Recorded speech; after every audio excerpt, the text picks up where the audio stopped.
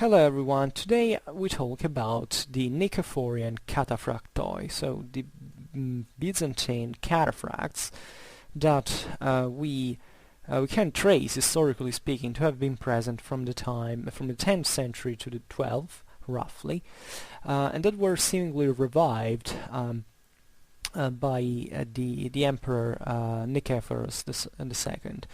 Who was, by the way, one of the finest military commanders of the age, and left us also the Precepta or Precepta Nikephori, which means the precepts of Nicephorus. Obviously, the Greek title is here I can read Strategike Ekthesis Kai Syntaxis Nikephoru Despotatu.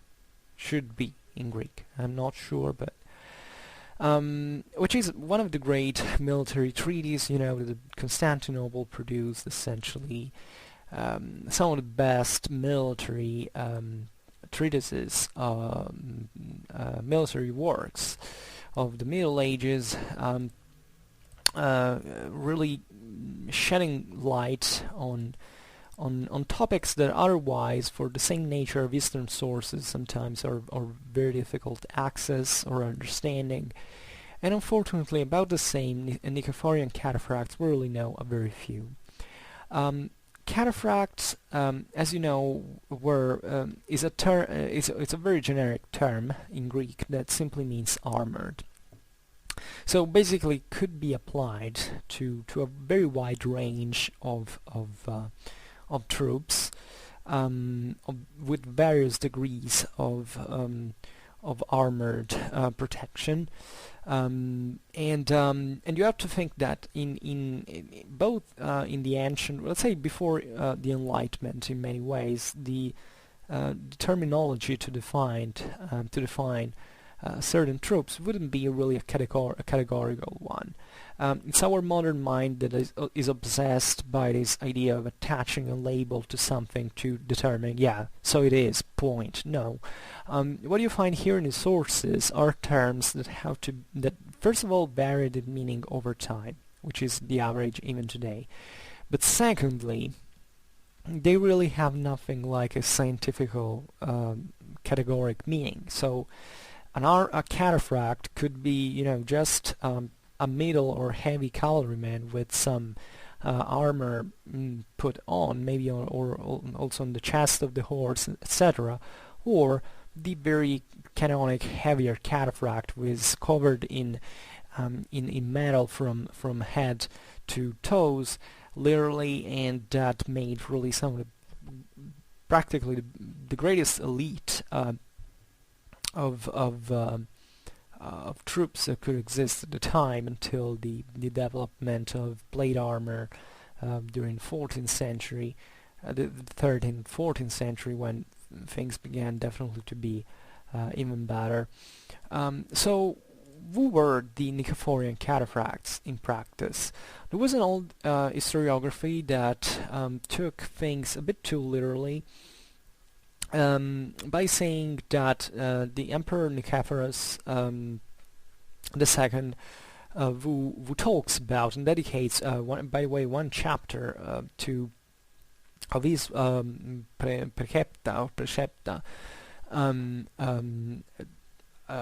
about the cataphracts in his work, that there would be a sort of corps on their own, so something that would be created as a self-standing unit, obviously of an elite kind, and the only right thing here is that they were elite, while today with a more refined historiography, and by obviously crossing names, sources and definitions, etc., of the terminology, the very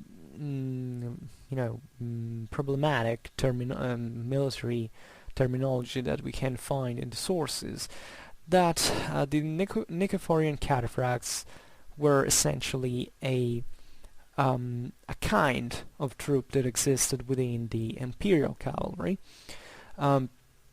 that would actually vary in also in numbers. Some people said that there were 500 men in all the empire, because in the treaty was written that these cataphracts would be 500. But as a matter of fact, we can imagine, as it always happens, that there would be a fluctuation in this, that even more or less could be fielded, and so on.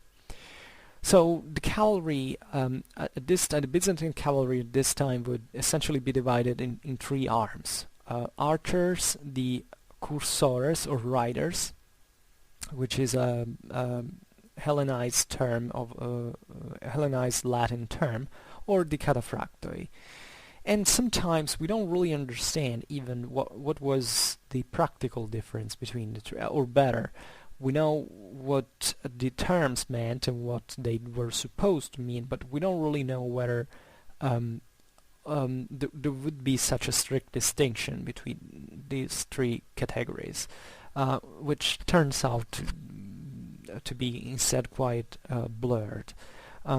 Archers, for instance, are found also among the cataphracts, seemingly, which is not at all something strange, in the sense that, well, first of all, you have to think that in the treaty of Nikephorus, we have essentially certain tactics that are explained relatively to Byzantine cavalry, that there are combined tactics, like the Byzantine tradition. The Byzantines were really masters in combined tactics, and they were famous for having acquired so many experience in fighting against different enemies, all at the borders of the empire, of the most diverse military traditions. And we're told in this in the explanation of these tactics, which was the role of archers, of riders, and of cataphracts. Essentially, the role of the cataphracts would be the one of heavy cavalry, obviously very kind of super heavy cavalry in many ways. So a type of cavalry that was meant to shock, to impact, to charge heavily against infantry formations. Obviously, when they were already properly softened up, or preferably, let's say, because you don't want to waste elite just like that, because infantry was still kind of capable at this stage, especially in the earlier times. The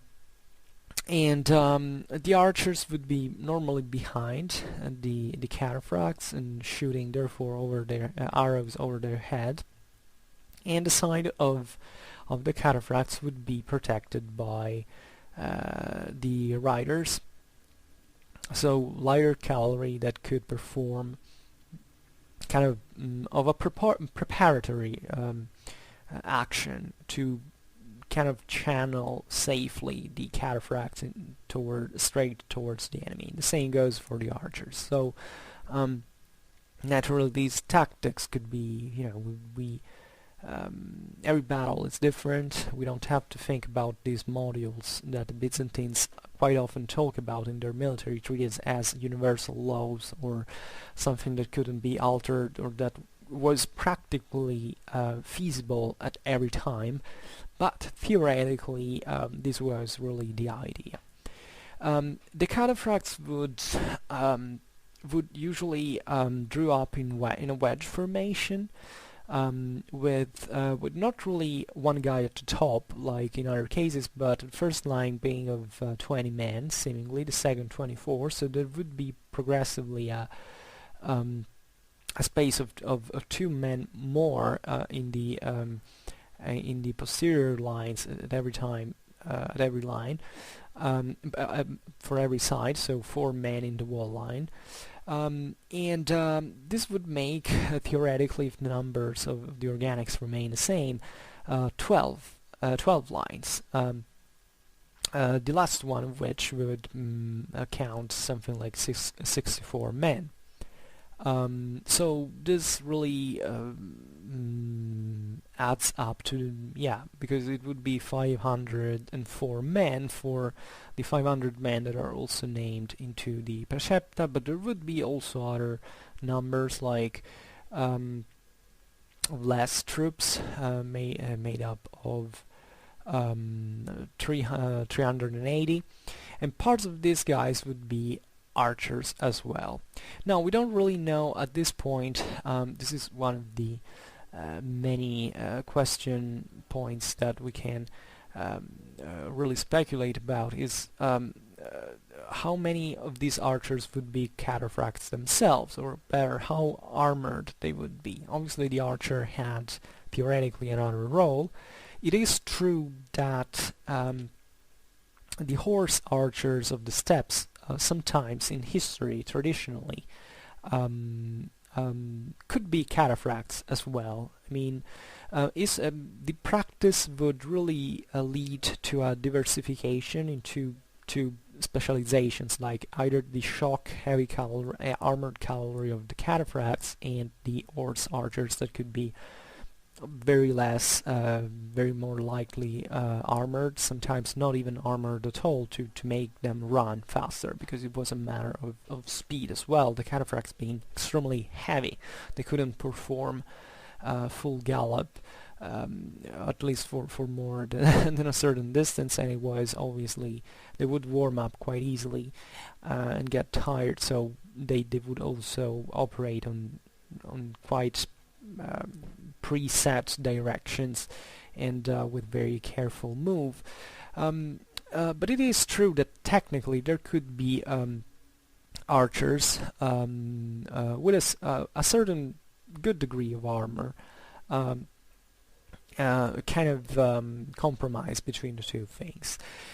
Telling the truth, from the Precepta of Nikephorus, we know that bow and arrows weren't really part of the gear of the cataphracts, although theoretically was still feasible. And we have to think that yeah, the cataphracts were already quite heavily loaded the way they were, but I mean, if you add a bow and arrows, that's not really changes your life. It's extra weight in your gear, but it can still be used. And we should stress in this sense that the cataphracts, as we know them, or Byzantine cavalry in general, by their military tradition, was trained in the use of every single weapon that was available at the time. This is something that starts happening from the late antique era, especially,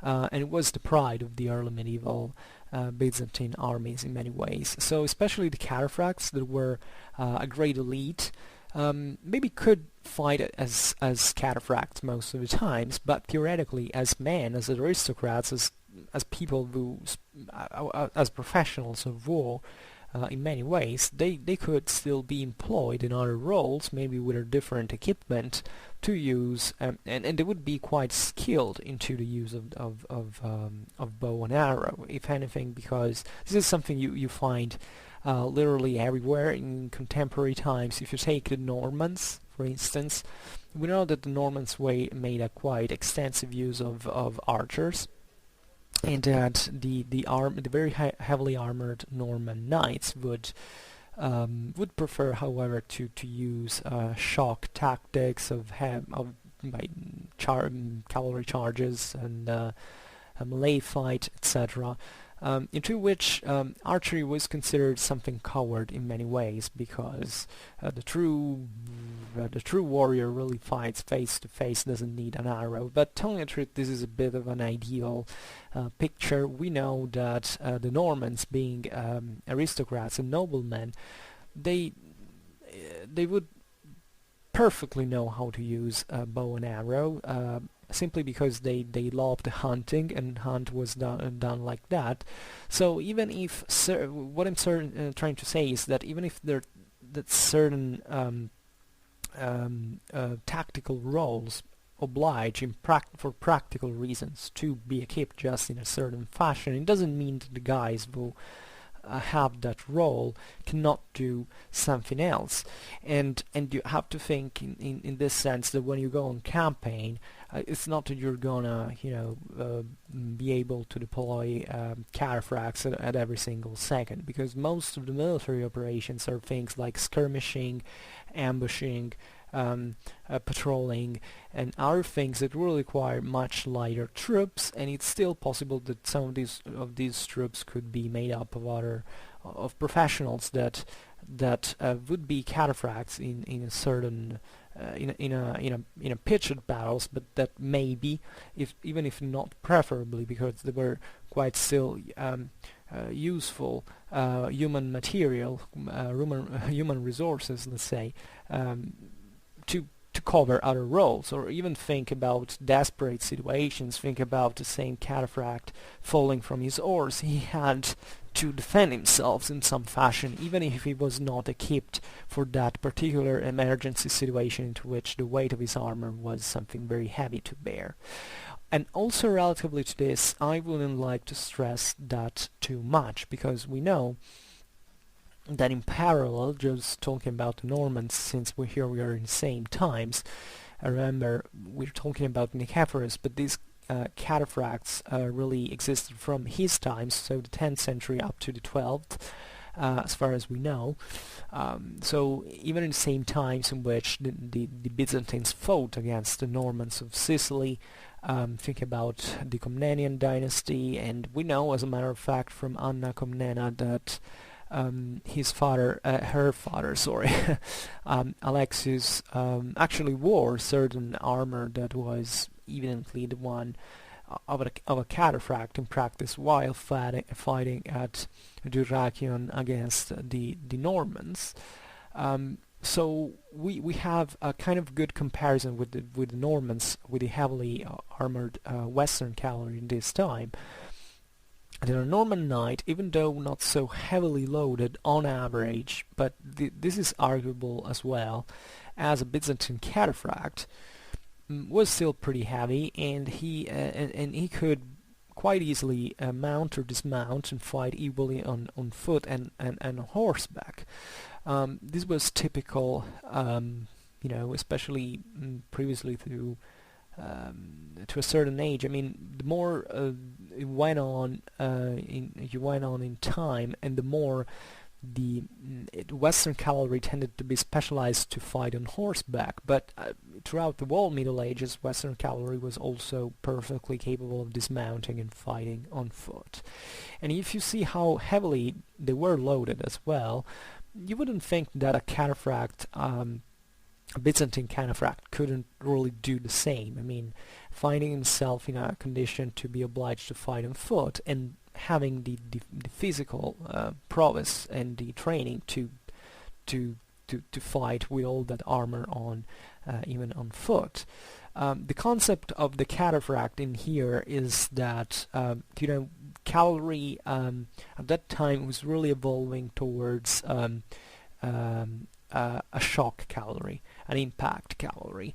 That happens both in the west and in the east, and the Byzantine cataphracts of Nikephorus are kind of the proof of this.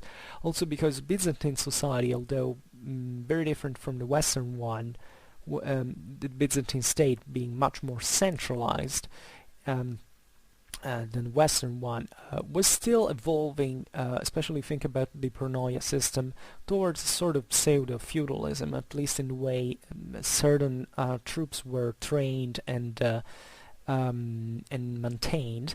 And the cataphracts would definitely be this. They would require a huge amount of resources to be fielded. We will talk about that here in a meanwhile, but the concept of the cataphract, as it had been in previous times, was not much the idea of being heavy to be an impact cavalry, but rather to be heavy in order to be properly defended. I mean, for instance, the late antique cataphracts, that were something very different from the one of this age, were shock troops in their own fashion, but they didn't have much of a shock force of later feudal cavalry. And the reason why they were so heavily armored was essentially to protect themselves from arrows. After all, those kind of armors had been developed in areas in which arrow fire was quite of a problem. And even though it all originated from the steppes, where the charge was being performed in sense of shock cavalry. Even think about the fact that there was no stirrup at that point. The horses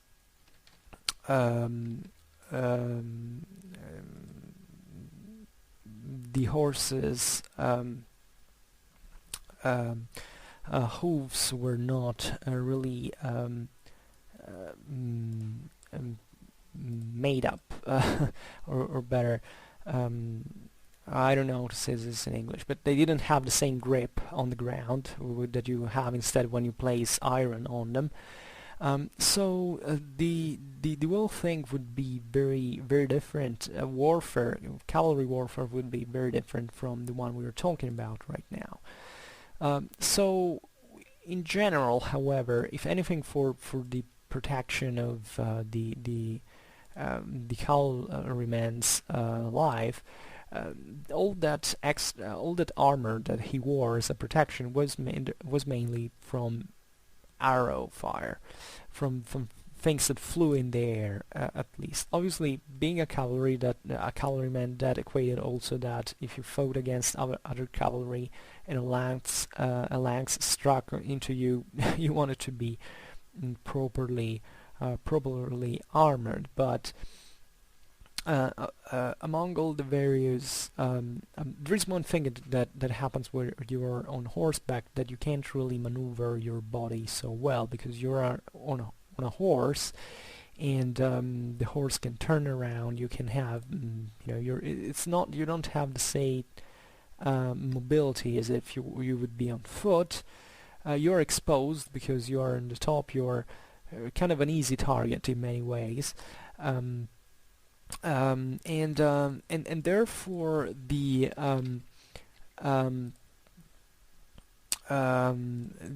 whole idea is the better the heavier you were armored, and the better you could, the higher were the chances of you coming out alive of a fight. That is true for every arm at this point. But the one of the cavalry, being such an offensive one, really meant a lot of exposure to risks, and that was the reason why they were so heavily armored. The reason why the same horses were heavily armored. I mean, the horse is a very easy target for archers, for crossbowmen to start to appear this time. So if you have or better to start to be more widespread. So the more armor you had on you, and the more you were protected from all these even smaller strokes, but that could be pretty nasty if you weren't properly protected. So these cataphracts would really be the best and strongest force you could find in those times on battlefield. They would obviously have a very good training, which is a great. It's probably the most important thing here. We're not talking about individual tribesmen who went on fighting. These guys were put under the very strong and harsh discipline, collective discipline that the Byzantine state could provide in some ways. These would be men who spent their whole time on horseback, their whole life on horseback in many ways, and trained with all kind of armor, as we were saying. So the role, as we were saying, tactically was to wait for the good moment, to let maybe other cavalry, horse archers, as well are runners and other troops that could harass the enemy and wear him down to soften him up. And then making sometimes even the only sight of this very heavy cavalry to make the enemy formation melt away, because surprise surprise, cavalry charges weren't much of that, really didn't come to impact most of the times against very thickly compact formations. Cavalry had a huge psychological impact, for which even seeing it arriving would make a lot of people really losing their nerves and fleeing away. And at this time, very thickly compact formations could still repel very also heavy cavalry charges if they weren't worn out before. So that's the reason why you would have other kinds of cavalry acting in here. Now, Nikephorus the second fought very intensely on the eastern frontier of the empire, chiefly against the Arabs in Cilicia and in other and also in Anatolia. This is quite interesting because it's as if we could measure the revival of the Cataphracts at this stage as practically as an answer to Arab warfare, which is something very debatable in the sense that a cataphract is a good idea wherever you fight. Seemingly, Arab cavalry wasn't that heavy compared to the Byzantine one. At least the Byzantines had the heaviest cavalry around there in that specific theater. But there are still certain evidences, especially relatively to the cataphracts equipment, that would tell you that they were meant to fight against other armored cavalry or other armored troops in any way. So even if the Arabs had, on average, a lower level of they were less armored on average, they still had to be broken sometimes the hard way, because they still wore armor. And relatively to the expenses, and what is that Nikephorus really did? Because I really didn't answer the question. I mean, was a new corps here created of cataphracts? Were these 500 men that are found as a number in the treaty of the emperor, the whole Byzantine cataphract force? Well, this is a very difficult answer to give, because in my opinion they weren't really a corps, and this is the general historiographical agreement today. First of all, because it's very difficult to really identify. There is no evidence that it would be a corps as such, but what we can say rather is that Nikephorus reorganized the fashion the cataphracts would be recruited and equipped. So the practice of this was having a more available cataphract force. So a better way of recruitment and a better way of equipping it with less expenses. From the tactica of the Emperor Leo VI that had lived in the previous century, we know that there would still be Byzantine cataphracts that were very heavily loaded in armor. What it seemingly has been done by Nikephorus was to create a different type of armor, into which about which the Byzantines would be pioneers at this time. Essentially, the cataphracts of the times of Leo VI were wearing mail under scale armor or even under plate armor. So the result would be that they would have multi-layers of armor, one under the other.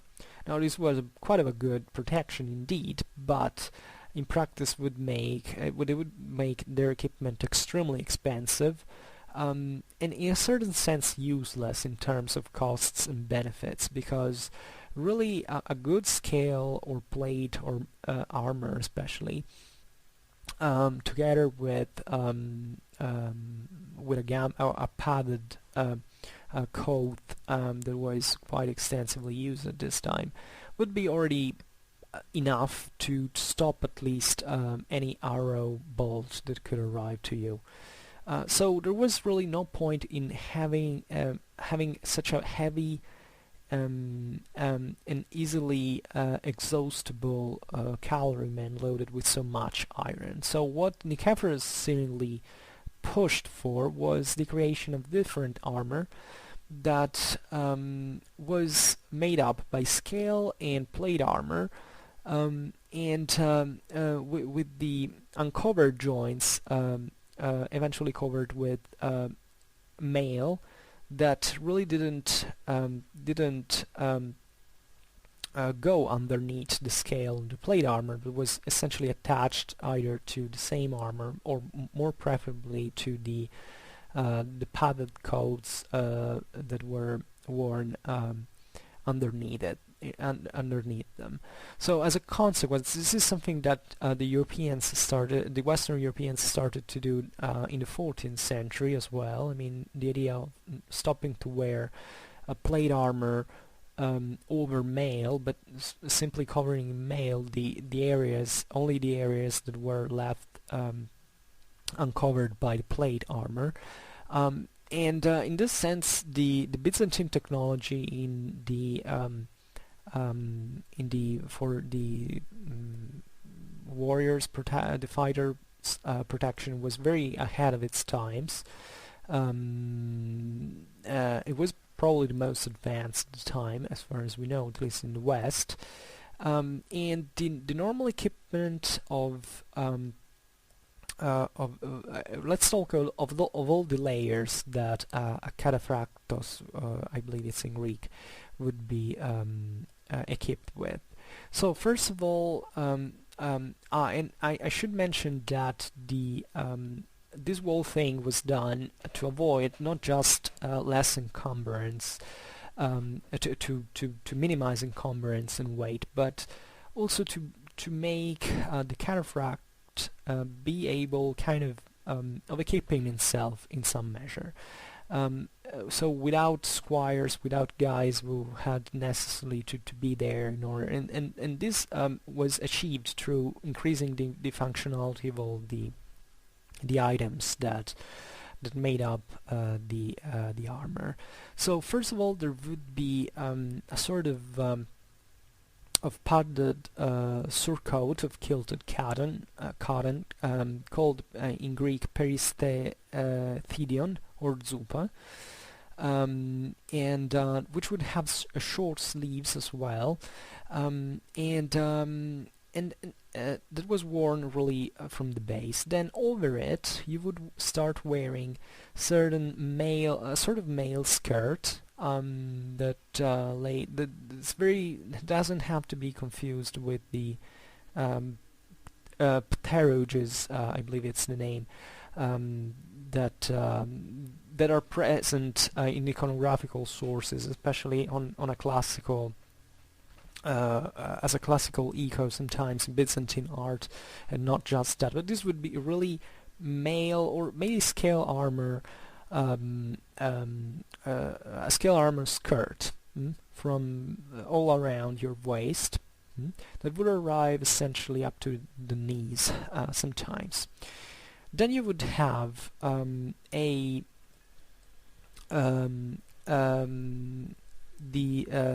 armor proper, which was the clivanion, which was a scale armor that could have been worn even in the skirt, not just on the torso, but that made essentially the heaviest armor, the most vital one after the helm, made up of lamelle, sometimes, especially for horsemen. Well, I can't say that, but they were usually upwards, all set up upwards. Then there would be an addition of the helm that was normally a very simple fashion helm, with the shape of a spherical cap, sorry, a skull cap, with an aventai that I don't remember how it's called in Greek, but it was essentially covering the whole face with multi-layers of coat of mail, leaving just the eyes uncovered. In Leo's Tactica, the layers of mail to protect the face would be like 3. I think under Nikephorian would be 2, but it's just a bit conjectural. You have to think really of these equipment at this time not being standardized in modern sense. There could be a lot of variations into this, but normally that was the case. Avental in this sense is very good because it gives you kind of more of a very good protection for your neck and throat, and at the same time grant a certain good degree of flexibility. Then there would be other armor added on, especially on the arms. Usually the upper arm and the lower legs being protected with a certain plate or plate armor that could be made up of either of I don't know how to say that, but all lamelle put together forming like a cone, otherwise something more tubular made up adhering around the arms and legs. And then the lower arms would be instead covered with mail, and it was attached either under the surcoat, and at this point, so you have this guy really almost all covered in mail, and then you would have sometimes another padded coat worn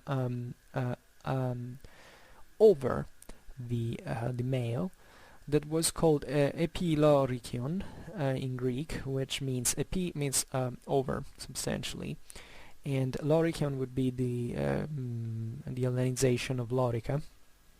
So it was literally a padded coat to be worn over the lorica, but it could happen also that it could be worn. It could not be worn as well, but or you could wear just the first padded coat that you had worn in the beginning, or it could be worn under the scale armor. Well, it's the same thing of the first, really saying, because it was made really in the same way of the padded coat. So you would have a pretty good protection. The idea of the padded coat over the armor is quite interesting, because it really doesn't give you that. It doesn't really make a huge sense apparently, but instead it can be useful in many ways, because the concept is that you have to wear armor on external so that you can basically halt all the hits that can pierce through a normal coat or through a leather armor, stuff like that, and then the coat underneath absorbing the trauma, the hit, so that the body underneath wouldn't be damaged more than much. The fact of adding another padded coat over the iron armor would be something relatively good for protecting probably the same armor, in the sense that these things were extremely expensive, so even having them ruined by several hits maybe was something to avoid. So something quite cheap would be to wear something over it. In telling the truth, most of the blows that arrive to you are not really straight. They don't really hit at a 90 degree. They don't really transfer all the energy straight into one point to pierce and so on. So a great deal of blows that that the fighter would receive would actually halt it would be halted just by a padded coat, and as a consequence maybe the armor underneath wouldn't be wouldn't be I don't know, scratched, and there would be also statical reasons for that, I believe. Also the fact that this surcoat could be used to show kind of colors of symbols of like it happened like with surcoats in Western Europe with the coats of arms depicted on and so on. You understand, and plus let's talk about the horse, because the horse normally, unfortunately, we don't have a great iconographical evidence of horses in the in Byzantine art. We don't really know what the horse armor could look like through those type of sources, but all we know is that probably the Byzantines had a they had pretty standard horse armors at that time for the for the era, as they could be found in other societies like the one of the steppes or in Persia, etc. So it would be a sort of lamellar armor that covered the whole horse and reinforced with a, just like the Clivanion for the guy, the horseman, but all over the covering all the horse's body until his knees, and a plate armor reinforcement on the head of the horse, which would take the heaviest blows. By the way, the horses are war horses, if properly trained, are extremely aggressive animals. They can also like hit you with the head. In fact, that's the reason why you would see in such head protections certain big spikes in front of them, because in that way they could hurt other horses or even other cavalrymen. And this is, it would look very intimidating indeed, and you can imagine the costs of this. We're still talking about 10th to 11th century Europe. I mean, this was really fielding such troops would be something incredibly costly. Here I have some numbers that I've found relatively to the upkeep of such troops, because seemingly same Nikephorus decreed a minimum of an estate worth 16 pounds of gold, or 1152 numismata, in order to maintain one of his cataphracts, of his heavy cataphracts, which is a huge cost if you start considering what that equated to. Basically meant 30 families working for one guy to be fielded. So since in the Precepta you find units of 500 men, you have to think of a cost for that of 80,000 pounds of gold, 560 and 76,000 of numismata, and 15,000 families working for having just a unit of 500 heavy cataphracts. Now, it's true we're talking about the Eastern Roman Empire, which was a very developed and centralized and very thoroughly administered state at the time, that ruled over a considerable a large region of Europe and Western Asia, but you know, 15,000 families working just for having 500 guys on the field is something big in demographical terms. Also because that you have to consider that aside from the borders that you find drawn on maps, it's not that really Constantinople controlled everything of those territories in practice. I mean, we're still talking about pre-industrial societies that didn't have excessive coercive means to control every single person who lived, especially on the frontiers and such. So think at the expenses of building this elite, something amazing. Certain people came up saying, well, it's a bit unlikely that the 500 cataphracts named in the Treaty of Nikephorus were all the cataphracts that the empire could have. Well, this is true, especially if we count cataphracts as being something that could be employed just every once in a while, or maybe with different degrees of equipment. But just think at these numbers. I mean, it was a massive expense, and that's something, however, that would be worth all of that expense, if anything, because no one could field a better cavalry than that one, aside perhaps the Westerners who were now really accelerating in the construction of their feudal society, and could field quite considerably comparable heavy cavalrymen. But the Byzantine cataphracts remained something of a super elite that was definitely not seen frequently in the world at that time.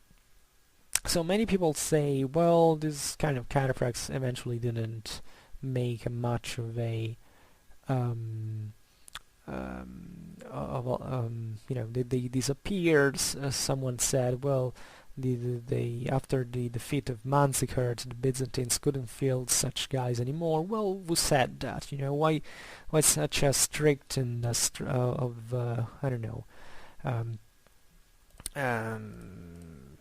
categorical judgment?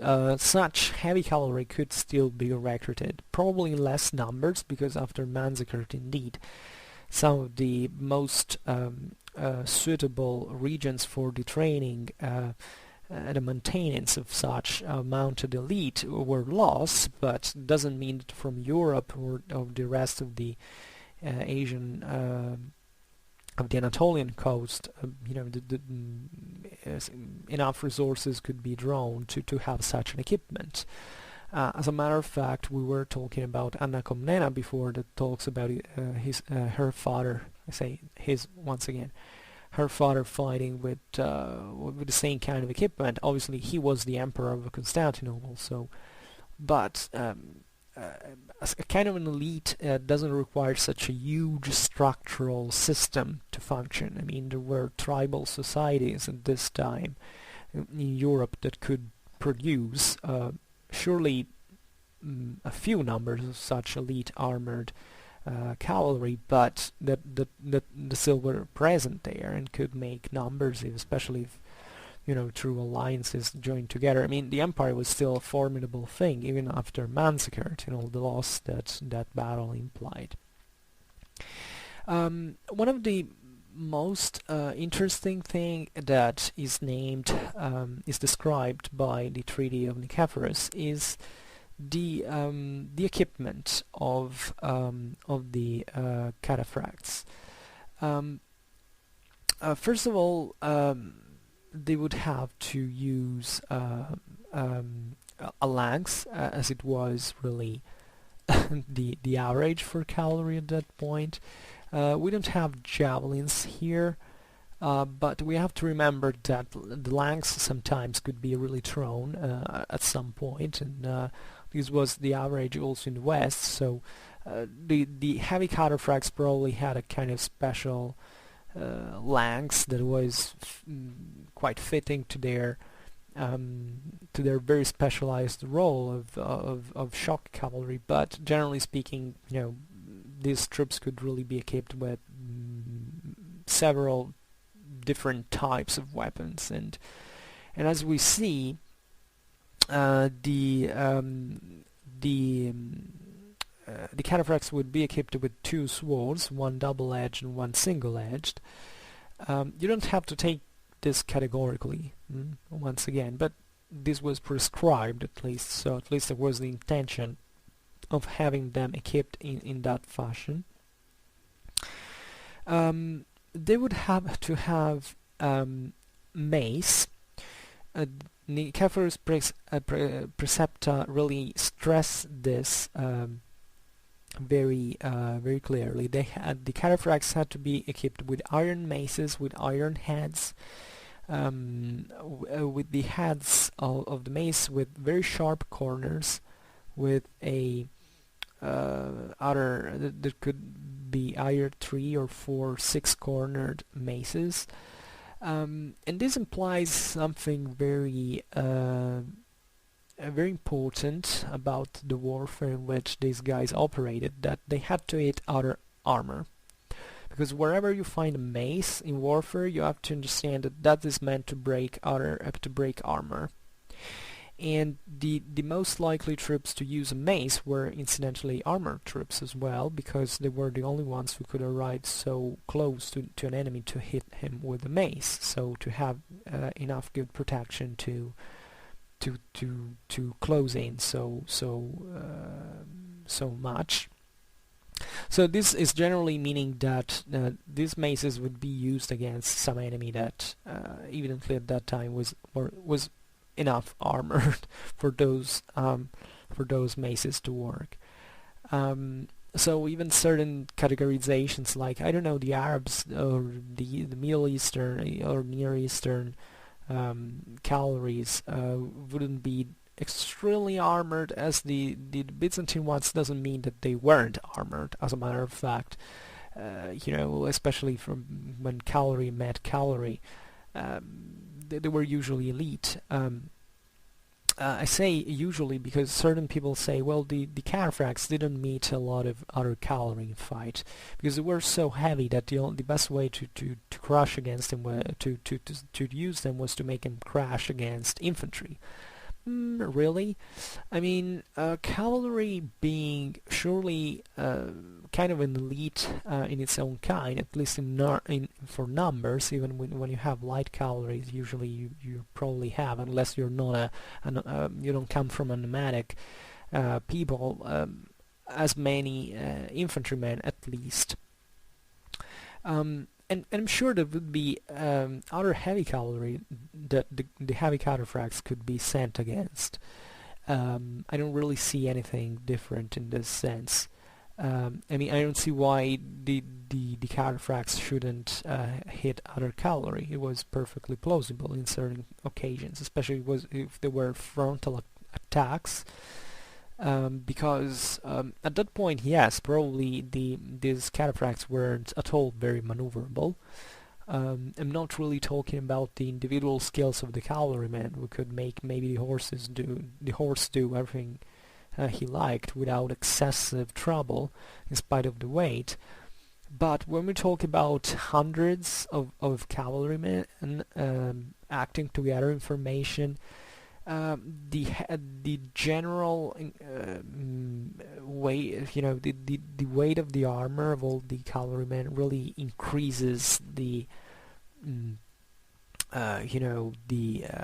difficulties of keeping together if you're gonna do very complex maneuvers. So the best thing you can really use these guys is to make them all turn against the enemy and really just run straight against them, because other forms of maneuvering are quite difficult with such a very heavy weight on. And they surely wouldn't be used to pursue enemy troops or to run after lighter cavalry. This is for sure. Theoretically, you can pursue an enemy also with heavy cavalry, but it's kind of a loss of energies. I mean, at that point, the elite is better preserved especially around the army, because even running after a fleeing enemy could hide nasty surprises, especially when you get to when you break the formation to go after the single troops. So it was better to use these guys in a very limited fashion and effectively for the role they were conceived for. Another interesting thing, although I can't find a real reference for this, is that at the moment, so I will have to eventually integrate the news, is that these cavalrymen would be also equipped with the so-called Mazio Barbuloi. I don't know whether this is the term that really existed since the late antique age. I don't know if in medieval Greek it had changed at this stage, but essentially these would be they were a late antique Roman late antique arm. They would be essentially small arrows, or I don't know how you want to call them, roughly 12 inches long, with a feathered wooden shaft and a kind of lead weight and barbed head that could be thrown against an enemy. It would be very effective. There are some tests that have been done with these weapons. They could in late antique times it would be usually conceived as an infantry weapon, but seemingly they could, especially when you gain speed with a horse, you can throw these darts and obtaining quite good results, and they would be pretty effective weapons, and projectiles, say better. And however, this is interesting because if the elite cataphract was to launch these weapons, probably first of all they hadn't to do that far away from the enemy. Secondly, it's not what they should have been thinking about at that moment, because if we have said that what was crucial was their fast, their limited and quite and quite a narrow objective of charging against an enemy, what they were launching darts at at that point. It's true that distances sometimes in battle are closer than one thinks, especially after most of the battles not really spent fighting. It's spent kind of facing one another and throwing stuff. So yeah, it's kind of possible that even heavy cavalry would throw darts at the enemy at that point. But it kind of suggests, and these darts in fact would be used especially by the first ranks. So it's interesting, and it's interesting because the objective could have been at that point to soften up the first enemy ranks before the charge, so to facilitate eventually the job for the charge and the ensuing impact. So just for telling how many weapons these guys were trained to use, and how high and great was their professional skill in many ways. Then these guys would also wear a shield. In most representations, you have usually the depiction. Also in the one I chose here with the for the background of the video, a small shield, a small round shield that seemingly it does make sense, because if you are so heavily armored, you really don't need to take the weight of a shield that is not even made up in metal. So it's something that it just it's just an encumbrance for you, and it doesn't work really. Maybe you have to be a bit freer to use other weapons rather than protecting you with the shield at that point, and that's an advantage for a very heavily armored guy who indeed is losing a mobility because of the armor, but can still in that fashion use maybe holding the horse uh, um, and with a hand, and then using another another another weapon. So holding the rein of a horse is something very important, especially while you're charging, but there is all the debate of how these guys actually kept the equilibrium on horseback while charging, because it would be pretty effective to charge holding your lance with both hands, like the steppes people really did, and what this guy definitely did as well, because they would be so skilled that they would be able to use the lance in any way, with double hand, over grip, overarm grip, over underarm grip, or even throwing the lance. So they could really do anything of this. But during the charge, it's important to control the horse through the bridles, and if you have to do that, either you hold the lance with just one end, otherwise you can hope that the horse is so well trained that he will keep formation together with the other horses and maintain the order of the charge for you, while you're holding more firmly with both hands your lance. And at this point, the idea is that probably a small shield would be kind of useless, even unless it wasn't tied to your arm, which was possible. And I must say that there is also another criticism in this sense, because there would be also kind of kite shields at this stage. This is, by the way, the time in which both in the east and west of Europe, the kite shield begins to, the drop form shield begins to be used, and people say, well, usually this kind of shield wasn't much used by cavalry, wasn't it? Well, the Normans did use it at a point. The Byzantine used it, seemingly more among the infantrymen. This is true, but why couldn't it be used really on horseback? As a matter of fact, it makes a bit more sense than a smaller shield, especially if you can fix it on your body with certain shoulder straps, and maybe covering more of you without having to grip it with handles and stuff like that. So why not a Byzantine cataphract at this point with a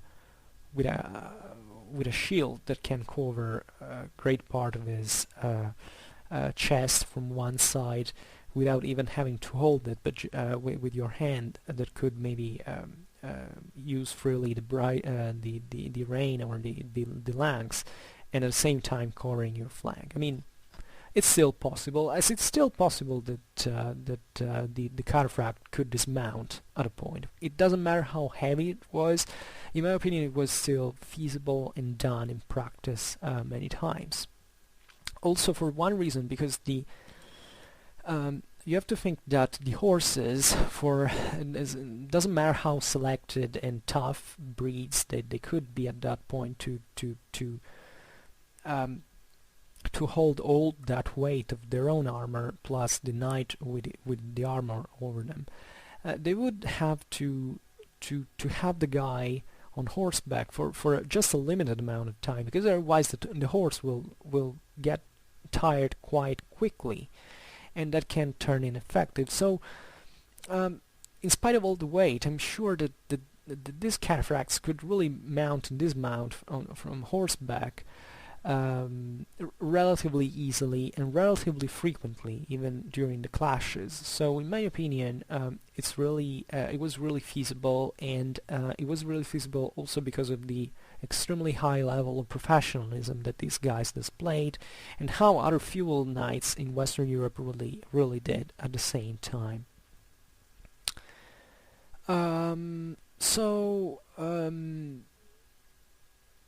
I don't know if I was able to say everything I wanted to say. The reason is, why was this cataphract revived by Nikephorus in the 10th century. Well, as I was saying, cataphracts had always been there. Nikephorus didn't create a new corps of cavalry. He basically revived and kind of rationalized the measures in which these cataphracts were drawn and recruited. This happened because the Byzantine Empire was really accelerating at this point. When you study the history of Western and of Eastern Europe, I think you shouldn't stress the differences, the social and economical differences so much, because the West and the Byzantine Empire at this point had many things in common. I mean, they both had an economical reprisal during the 11th century. They all were heading towards a kind of more feudally oriented society. They were actually in great contact with each other. The Byzantines hiring Western cavalry, Western mercenary knights, fighting in the West, in Italy especially, and fighting against the Normans, fighting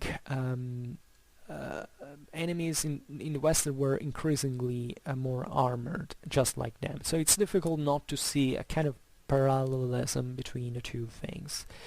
So this is the reason why with Nikephorus, who was a great administrator, a great, we can't say a reformer in some fashion, a great emperor, definitely, very important in Byzantine history, but quite rarely in history we really hold military reforms to single autocrats that one day decided that the army had to be reformed and they changed anything. Really in history, military reforms occur when things are already changed and there is only one guy that reorganizes it on the new base. So it's not that there is a guy who invents the army. The army is already probably formed, at least in the essentials, in the resources, in the material that is available, and this kind of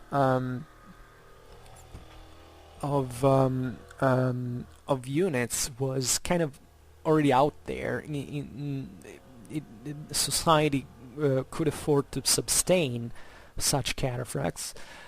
Probably armor was developing independently from the Byzantine reform in itself.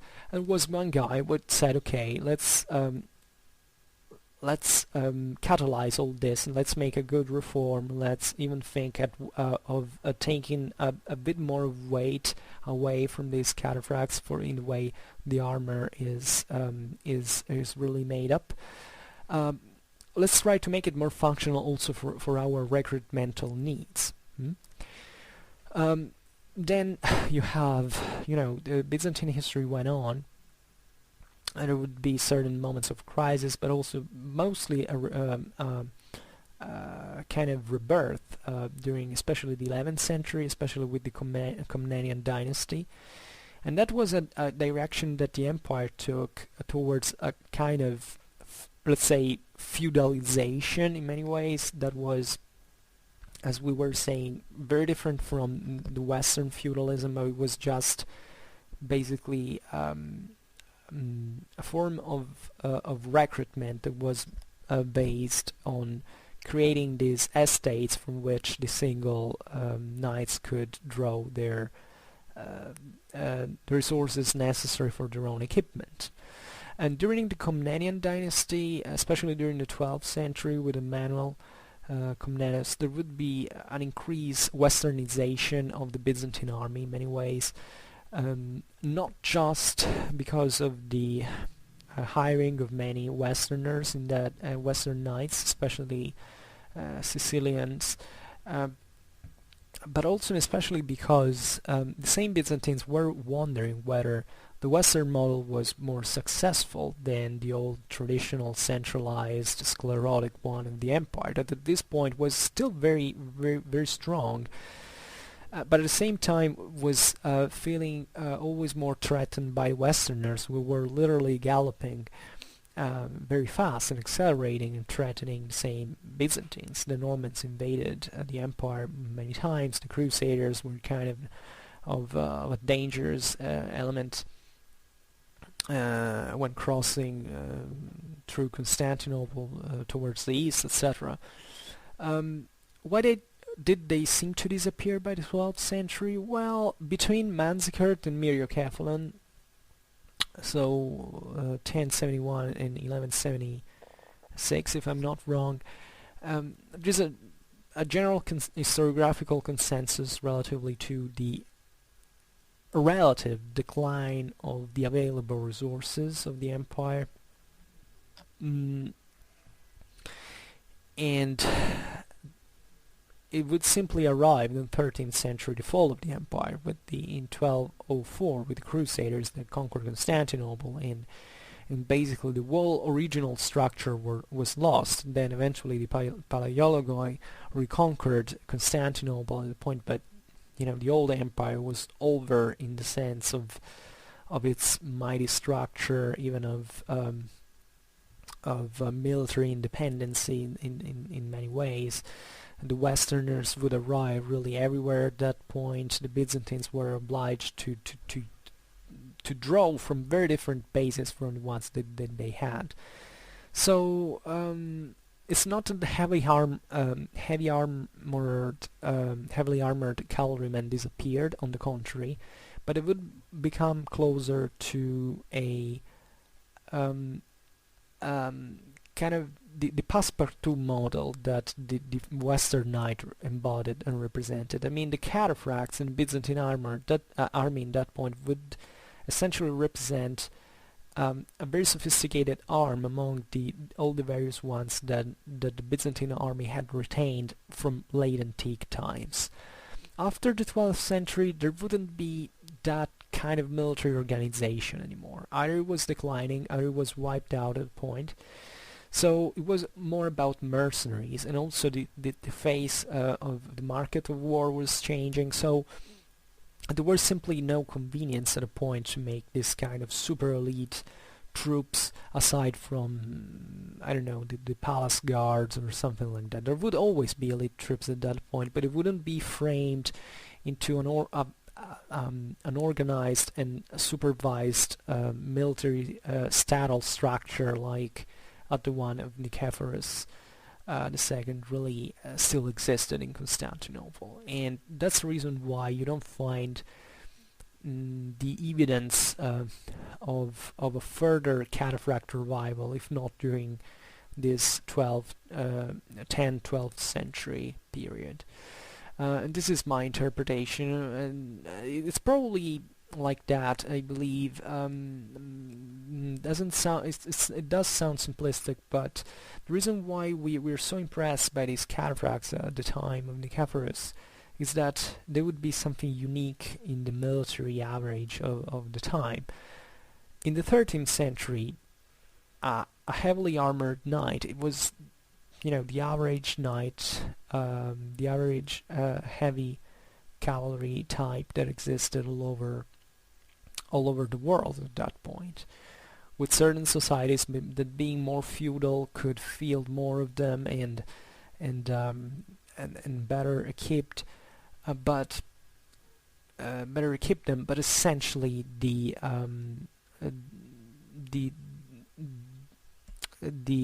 cataphract wouldn't be such a strange thing, or a unique, distinctive feature at that point, and the empire at that point simply had to use whatever it was available, rather than having the luxury of organizing the whole a centralized recruitment system that had basically failed. So I see it that fashion. So I hope that you enjoyed this video. I think I said all. If you did, please share it. Otherwise, leave a like or subscribe to my channel. For now, I thank you heartily for listening to me, and I wish you a nice time and see you next time. Bye.